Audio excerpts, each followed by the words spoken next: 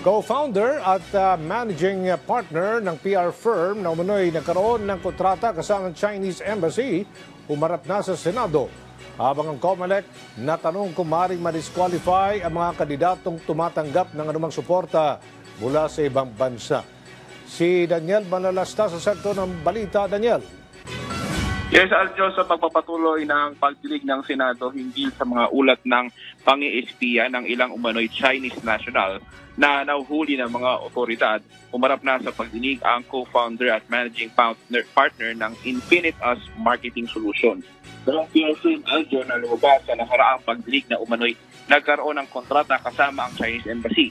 Nauna na nilang itinanggi ang mga alegasyon sa isang statement at inulit nila ang pagtanggi ito nang humarap sila sa komite. Pero tinanong ni Senator Francis Tolentino tungkol sa isang tseke ng umano'y negosasyon.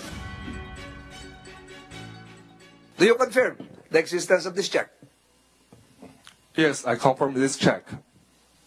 So this check was issued to you, to your company, Infinitus Marketing Solution. Kanina, alam nyo, NBI, kanina pa ako naguguluhan dito eh. The payee himself, the CEO, confirmed the existence of this check. Sila na yung tumanggap ng cheque, ayaw mo pa rin i-admit. So ina-admit mo ba cheque ito ng Bank of China? Di pa rin. Alam ko, lalo tayo. We can, lalo ka mawawala ng kliyente sa bangko mo. I'm just a regular businessman. I'm not connected to politics in any way. But this issue has already affected our business. I'm speaking today simply to protect the name of our company and to preserve the trust of our client and employees. I categorically deny the allegation that Infinitas has engaged in any unlawful activity, including the spread of disinformation to influence this coming election. The supposed contract shown is not known to us. Aljo, sa pagharap naman ng COMELEC, ibinahagi ni COMELEC Chairman George Garcia ang ilang problemang kinaharap nila hinggil sa disinformation. Natanong din ng poll body kung pwede bang ma-disqualify ang mga kandidato tumatanggap ng tulong o suporta mula sa mga banyaga. Una nang lumabas sa pagdinig ng komite ang posible umanong pakikialam ng China sa nalalapit na midterm elections.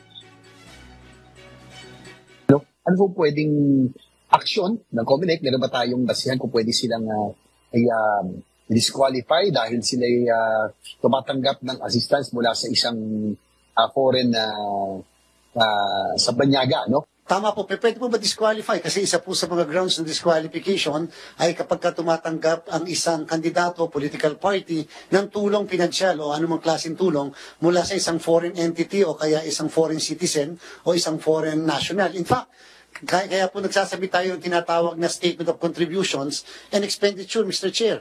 Dahil doon natin nakikita. Napansin po namin mula ng nakaraang isang buwan, mukhang lumalabas po ang efforts against the COMELEC ay massive disinformation na may mind conditioning.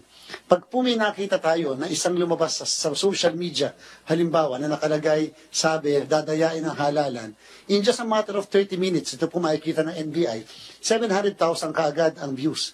At pagkatapos 32,000 kaagad ang comments. Mukha po naman napaka-imposible na ganun kadami kaagad ang mag-view noon at pagkatapos ganun kadami kaagad ang magkokomento. Mukhang hindi po tao yon.